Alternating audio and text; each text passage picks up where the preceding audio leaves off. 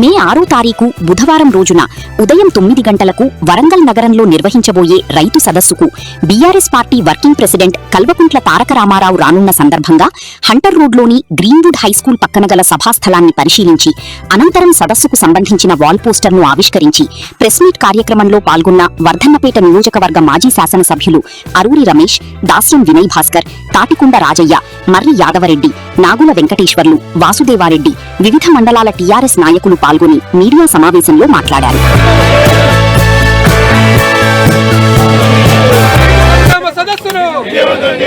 రైతు సంగ్రామ సదస్సును రండి వేలాదిగా రైతులు.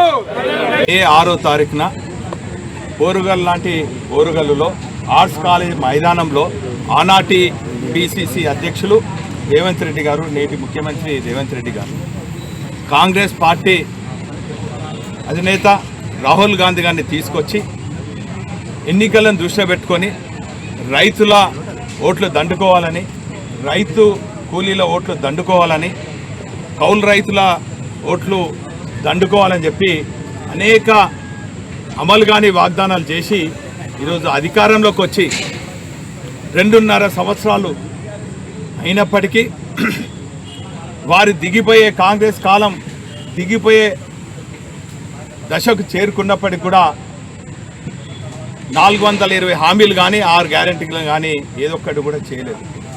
అందుకే ఒక బాధ్యత ఉన్నటువంటి ప్రతిపక్ష పార్టీగా తెలంగాణను సాధించినటువంటి ఒక పార్టీగా త్యాగాల పునాదిపైన స్థాపించినటువంటి బీఆర్ఎస్ పార్టీ అధినేత కేసీఆర్ గారు, మా BRS party working president KT Rama Rao గారు, వారి కోరిక మేరకు మా ఉమ్మడి వరంగల్ జిల్లా బీఆర్ఎస్ పార్టీ శ్రేణులందరం కూడా ఐక్యతతోని మరి ఇదే పోరుగాల నుంచి రైతుల పక్షాన పోరాటం చేయాలి.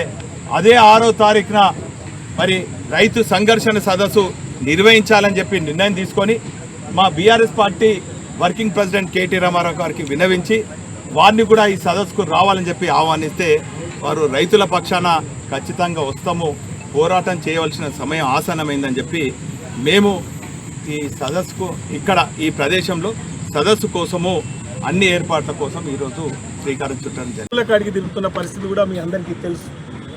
మరి అదే విధంగా 6వ తారీఖు కేటీ రామారావు గారు వచ్చే ఈ సదస్సుకు మరి గ్రామాల వారీగా పెద్ద ఎత్తున మేము మినిమంతో ఒక సదస్సు పెడదామంటే రైతులు స్వచ్ఛందంగా మేము పెద్ద ఎత్తున వస్తాం.